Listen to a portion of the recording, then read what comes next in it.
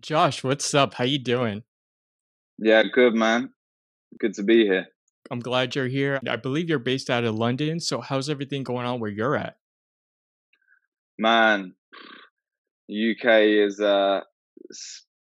very messy right now with the whole pandemic situation. You know, we're officially in a national lockdown. So, there's nothing but essential shops and, essential places open, no bars, restaurants or anything like that. Definitely no music venues right now. So, yeah, it's pretty pretty weird still a year on. Well, I mean, I heard about like right when you finished your tour, when you came back, that's when the outbreak really happened. So I'm just curious of like since the Skins had to kind of take a break from music due to COVID, have you been focusing more on your DJ skills? Because I heard you were really interested in that during COVID. Yeah, I mean, yeah, you're right. We did our only tour of 2020. We finished about bang on a year ago. We came home like mid late February, Yeah. and and then we had about 2 weeks, and then the world kind of fell apart. So we actually got really lucky in terms of number one being able to like do a tour in 2020, and number two not being like caught on the road Oh yeah. when everything started going down.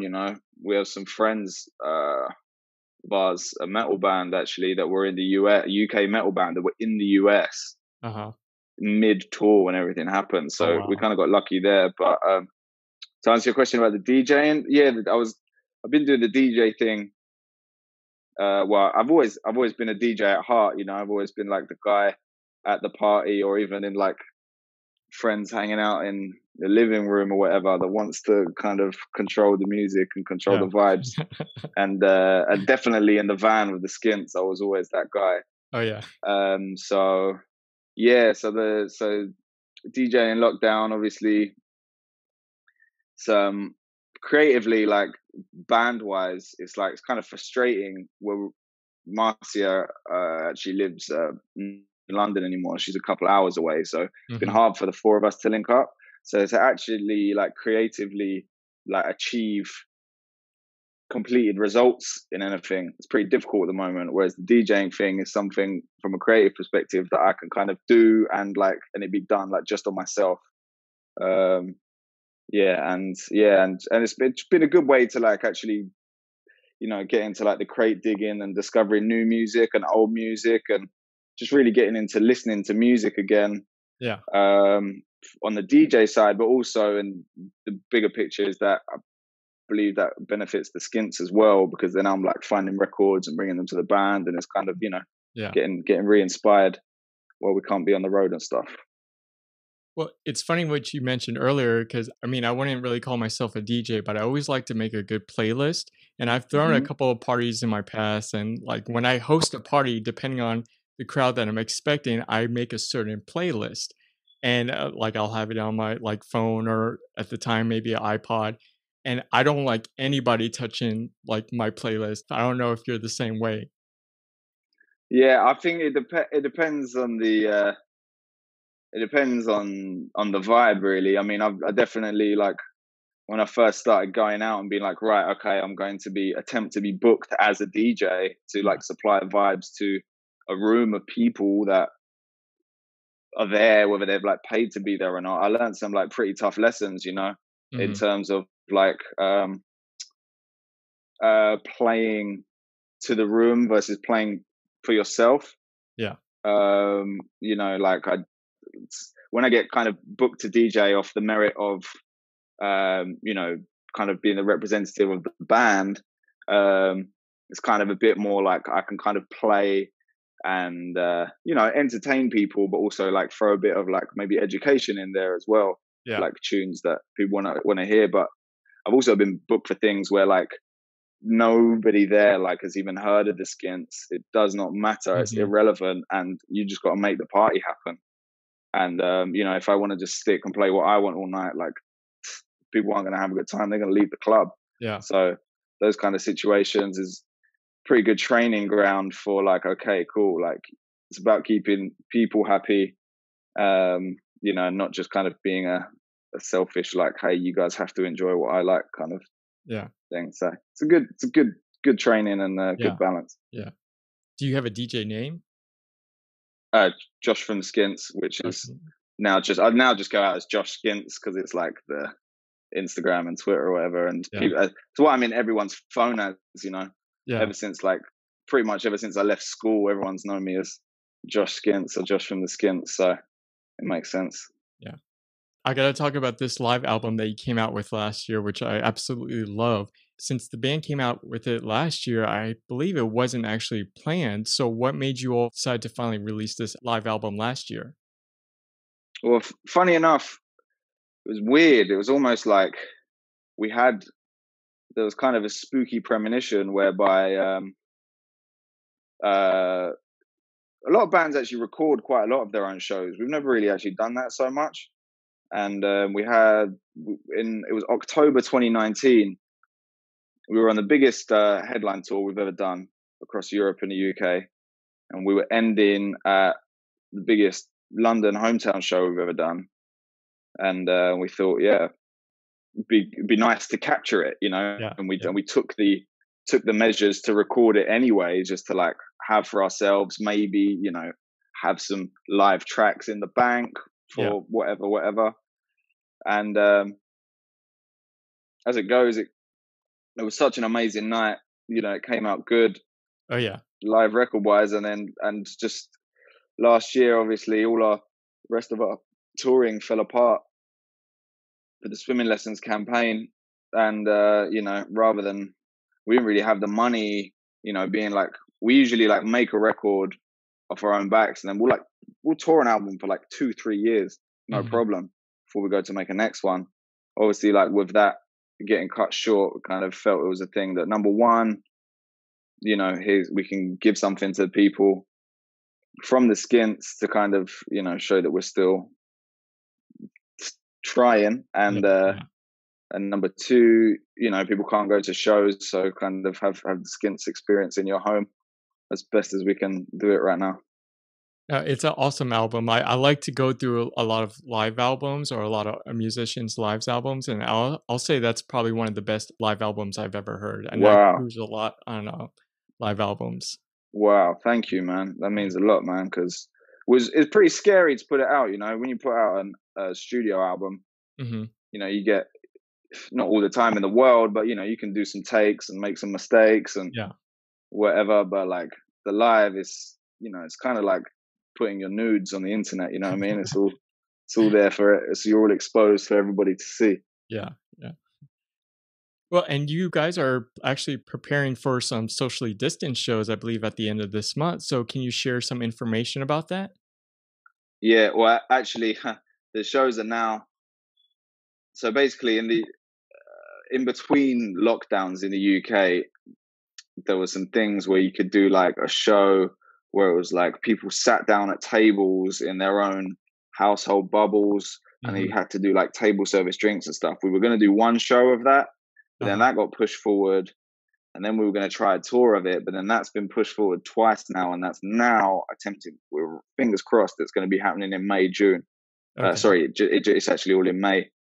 So we're really hoping that can go ahead in May if enough people out here are vaccinated, and you know the infection rate is down enough that it's deemed that that kind of show can go ahead. Yeah. You know, we figured that long time people have been calling on us to do kind of an acoustic tour or acoustic record or Okay. something.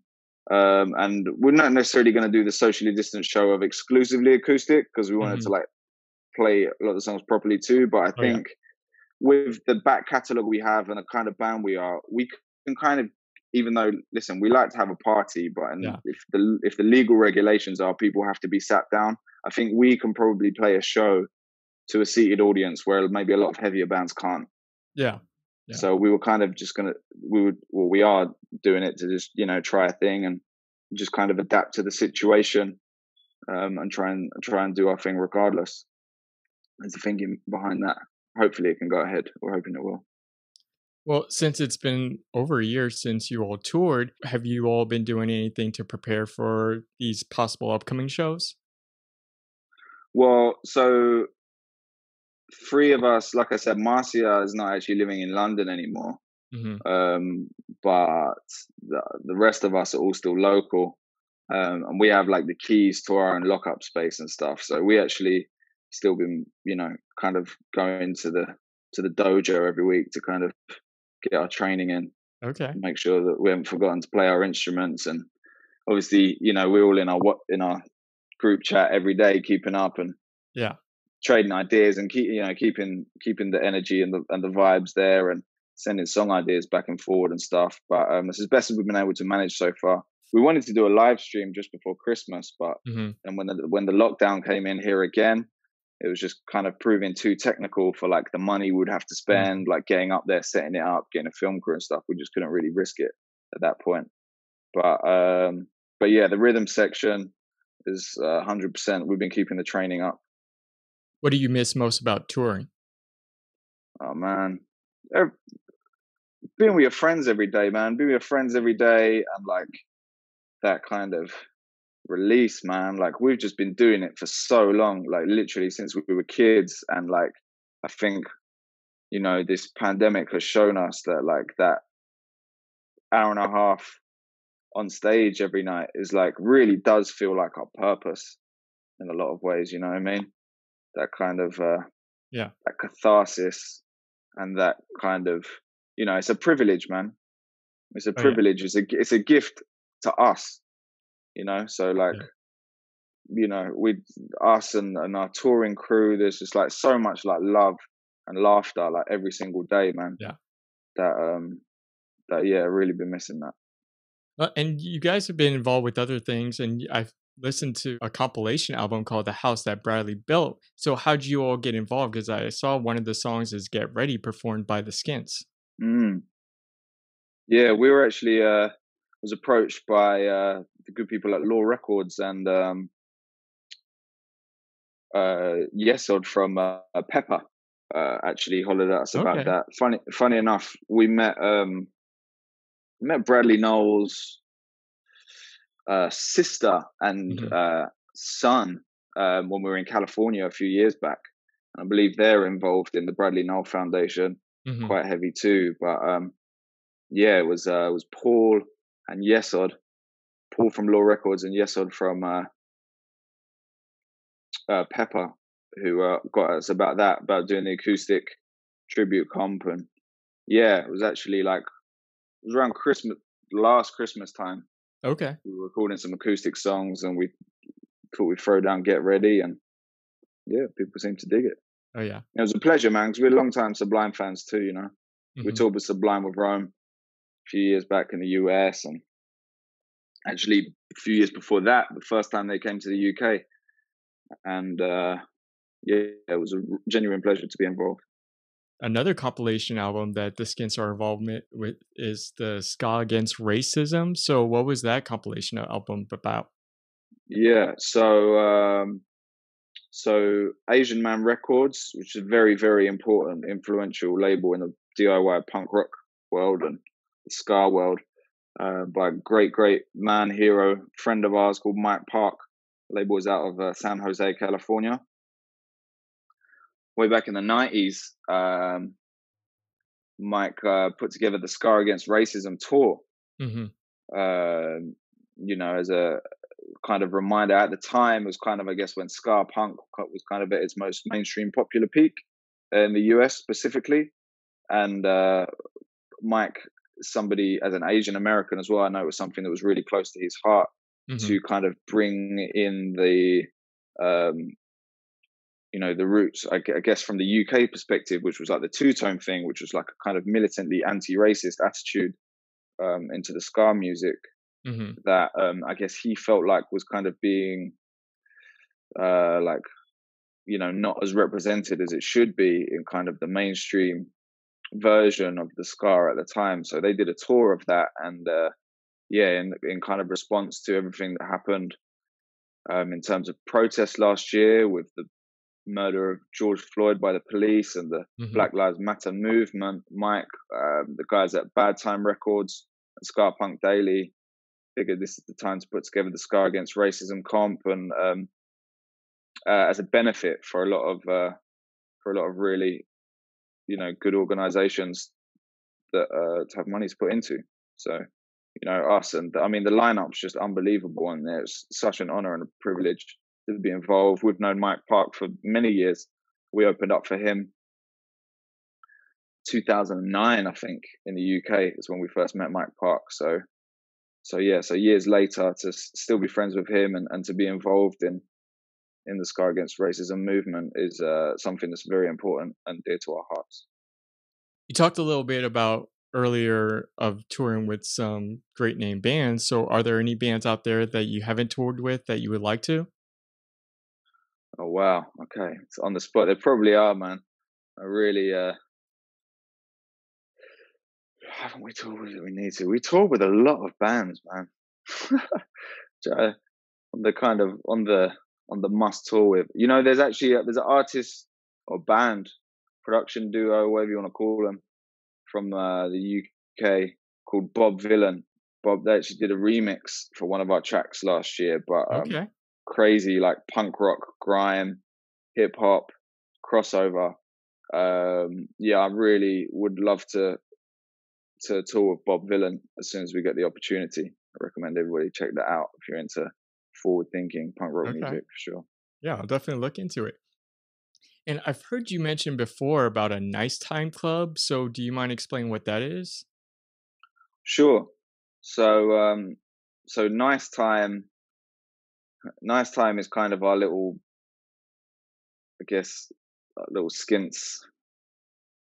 I want to say slogan. We've used the nice time thing on a few things before. Like, Hmm. it came from me always saying on stage, like, you guys having a nice time. And obviously, Yeah. a lot of great reggae songs, namely the Wailers, Nice Time, and Don Carlos, Late Night Blues, Nice Time, and things like that. So we did a few years ago. We did a party, like a pop up party in London called Hmm. Nice Time London. Um, where we got like Jesse Roy all over and New Kingston from Brooklyn. We had a few live acts, and in between the live bands, we had the Reggae Roast sound system on the other side of the room.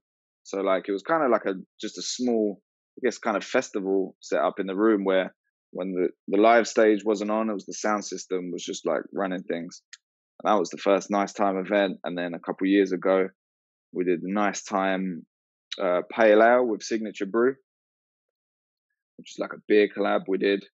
And so the Nice Time Club came out of, our inability to kind of tour and interact with people in the Hmm. physical at the moment, and kind of really take it back to that old school kind of fan club thing where Okay. like you can get, you're getting things in the mail from us, like the welcome pack has got like, we're doing like a zine, Oh, you cool. get like your patch and your membership laminate Yeah. Yeah. and all this kind of stuff. And it's a lot of, we get a lot of people that really like are constantly asking us for like kind of items that are kind of above and beyond like the regular like merch Hmm. realm. Like, listen, this if you want to come and buy a Skints ticket or you want to buy a Skints t-shirt, that'll always be there for everyone that wants it. But Hmm. I think we're definitely at a point now. We seem to be at a point where there's people that kind of want the like next level Skints nerdery stuff, if that makes sense. Yeah. Yeah. So we've kind of done the Nice Time Club as like a subscription fan club thing, whatever you want to call it. Um, that kind of gives people a bit more of us in our world, and can get some cool stuff in the mail while they're sitting at home waiting for a pandemic to be finished. So if anyone's interested, how can they like sign up for that? Yeah, so that's just all on our website, theskints.co.uk. Uh, any of our socials, you can link to that. But yeah, Nice Time Club is there for those looking for a nice time.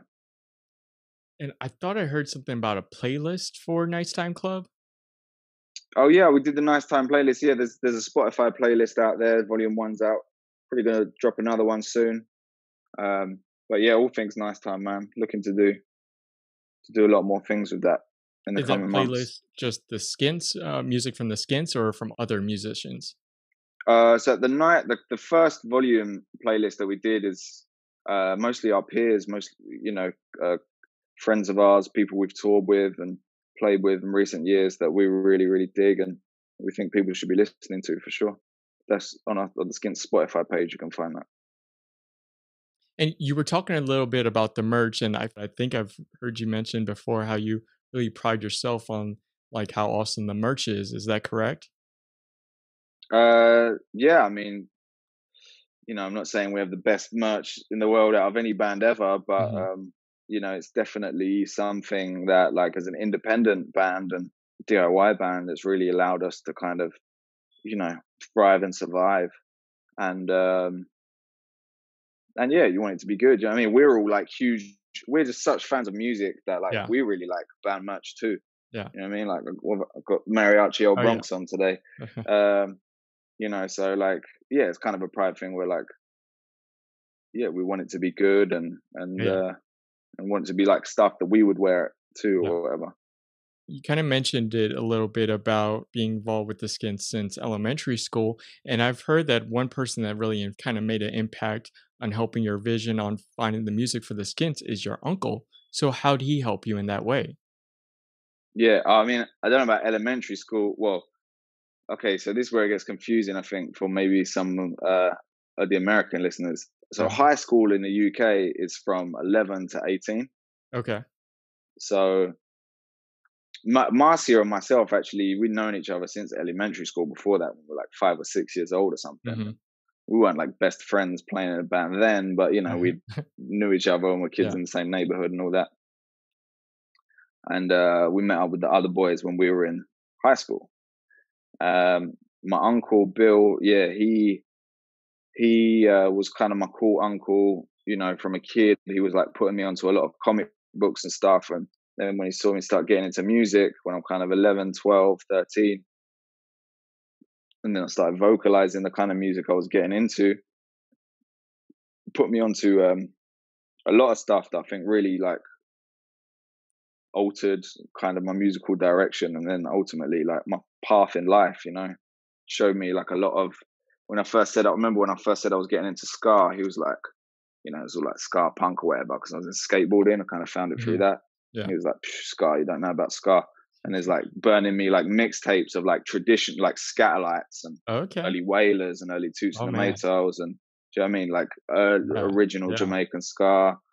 And then when I said I was getting into reggae and dub, he was like, right, cool, you got to listen to King Tubby's, you got to listen to Augustus Pablo, Lee Perry. And, this is at like 13 years old or something. Yeah. So I was kind of getting, yeah. And it's not like, it wasn't like every week, like making sure that I was like listening to the right stuff, but just the simple thing of like, Yeah. burning me like a mix CD of Hmm. something, and me like really getting into it and liked it. That, yeah, it's definitely hugely influential in that way. Would definitely when being at this age now and like talking about it and thinking about the journey. Yeah. I think that was for me personally, that was a huge factor. Yeah, so big up my uncle Bill, man, every time.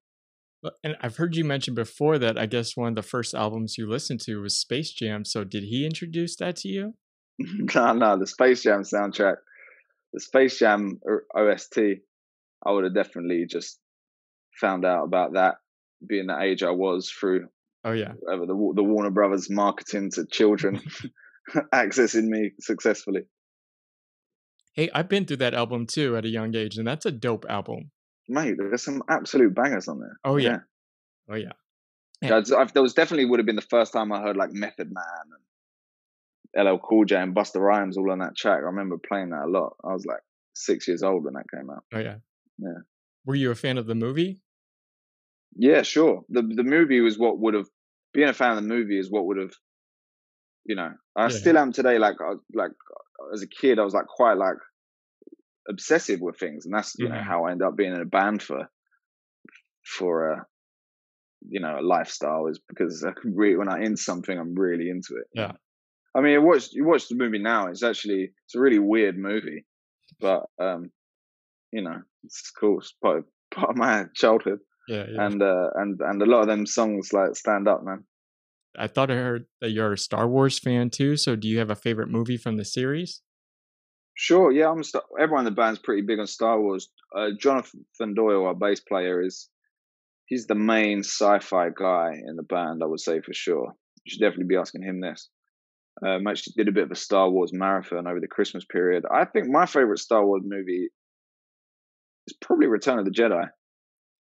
It's between Empire and Jedi, but I think Jedi doesn't really get its ratings, you know, for I think like you watch that movie and it's like the franchise is like very comfortable in itself at that point, you Hmm. know? And it's cool, man. It's got some great moments. No, I'm glad you say that because that's actually my favorite too. I know like everyone Yeah. talks about Empire Strikes Back, and it's pretty obvious like why. It's because the big turning point with Darth Vader's relationship to Luke Skywalker. But yeah, I Return of the Jedi was always my favorite. Yeah, man. And it was really great in The Mandalorian recently too to kind of like be back in that kind of like time frame, especially at the end of the second season, Mandalorian. It's like, wow, okay, cool. It was really nice to be transported back there. So did you see the last trilogy films as well? Yeah, I did. Yeah. And what'd you think of the ending of it all? Uh, yeah, man. I think like for me, it's not a diss to anyone that was involved in any of those movies. For me, the new ones like they kind of got worse. Hmm. But I actually think Rogue One is maybe one of the best Star Wars movies ever. Honestly, like better than like definitely better than any of the new saga ones. Yeah. Definitely better than like the late 90s to mid noughties prequels. Cool. Rogue One was really, really solid Star Wars film. A lot of people like it. It's because it's probably like the first or only of all the Star Wars movies that's actually like really serious. Like, I mean, even the end is Yeah, sad. yeah, I know what you mean. Yeah. Yeah, it didn't feel like too like kid, It felt like kind of Star Wars for the older Yeah. viewer, maybe. Yeah, that's Yeah. a good point. And I heard maybe that you're a Game of Thrones fan too. Is that correct? Sure. I mean, I'd read the books up as far as they Oh went, and wow. I was really enjoying the TV show till the end. But yeah, I still enjoyed it up to a point. Was there a certain family that you really supported?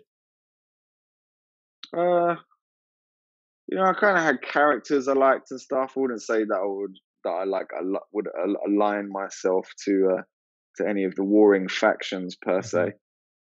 But yeah, it's really good world building. Oh yeah. Did you have a favorite character out of everyone there? Did I have a favorite character? I don't know, man. Tyrion Lannister Oh yeah. was really cool. I feel like I can't really think of all the characters now. Like I was disappointed with the way that it went. But I was like really kind of interested to see like Bran's journey. I kind of wanted them to explore that more with him like becoming the one-eyed raven. Yeah, that's it. Oh, okay.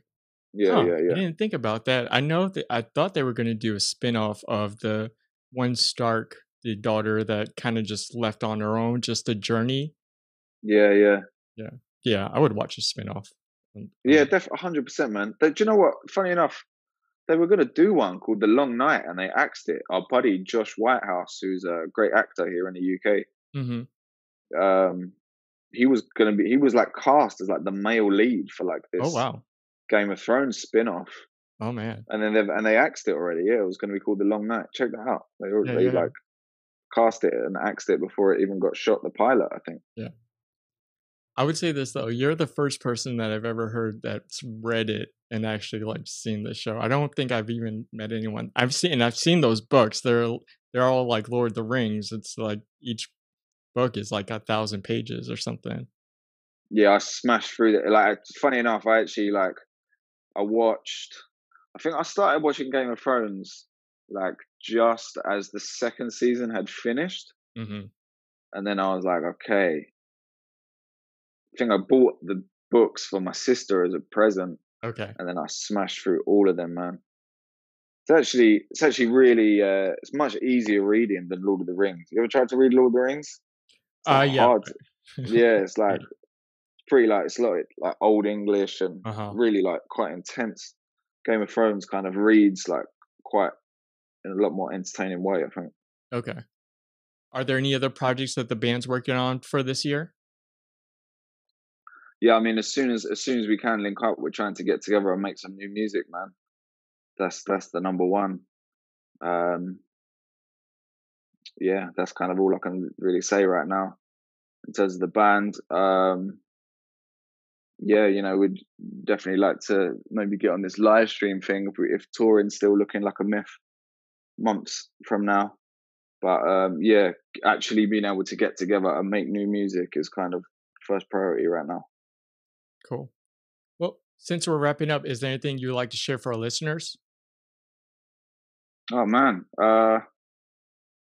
yeah, just check out the Nice Time Club for sure. Like we said, um, new music coming soon. I'm gonna be doing some DJ mixes and stuff coming up that you can check out if anyone wants to hear some music by other people mixed by someone from a band you may or may not like. And just yeah, stay safe, everybody. Well, appreciate having this conversation with you. But Josh, thank you so much for joining us in Irie Chat and best of luck on everything.